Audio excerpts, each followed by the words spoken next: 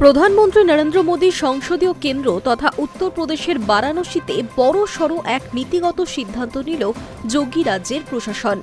শহরের নগর পরিকাঠামোকে আরও আধুনিক করতে এবং আমজনতার নিত্যদিনের সুবিধা ও জনস্বাস্থ্যের কথা মাথায় রেখে বারাণসী পৌরসভার তরফে ঘোষণা করা হয়েছে যে এবার থেকে শহরের ভেতর মাছ, মাংস বা মুরগির দোকান রাখা হবে না। আগামী 6 মাসের মধ্যেই ধাপে ধাপে বা পর্যায়ক্রমিক পরিকল্পনার মাধ্যমে এই সমস্ত বাজারকে শহরের কোলাহল থেকে দূরে একেবারে বাইরের এলাকায় নির্দিষ্ট এবং চিহ্নিত জায়গায় সরিয়ে নিয়ে যাওয়া হবে। বারাণসীর মেয়র অশোক কুমার তিওয়ারির সভাপতিত্বে আয়োজিত একটি উচ্চ পর্যায়ের বৈঠকে সর্বসম্মতিক্রমে এই সিদ্ধান্তে শিলমোহর দেওয়া হয়েছে।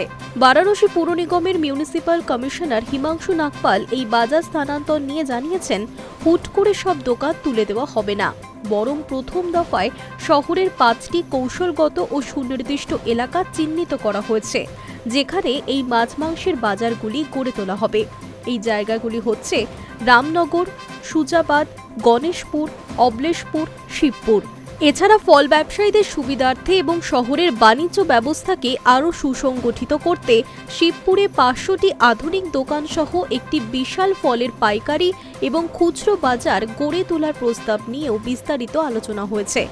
পুর প্রশাসন সূত্রে খবর, বারাণসীর মতো একটি প্রাচীন এবং ঐতিহ্যবাহী শহরের জনস্বাস্থ্য, যত্রতত্র আবর্জনা ফেলা রোধ, ড্রেনেজ ব্যবস্থা এবং জোনিং ব্যবস্থা নিয়ে দীর্ঘদিন ধরেই নানা মহলে আলোচনা চলছিল।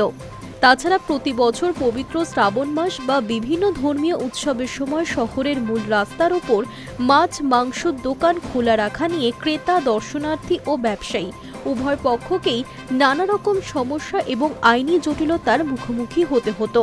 সেই সমস্ত দীর্ঘমেয়াদী সংকটে স্থায়ী সমাধান করতেই পৌর নিগম এবার মাস্টার প্ল্যান কার্যকর করতে চলেছে। Hi news network.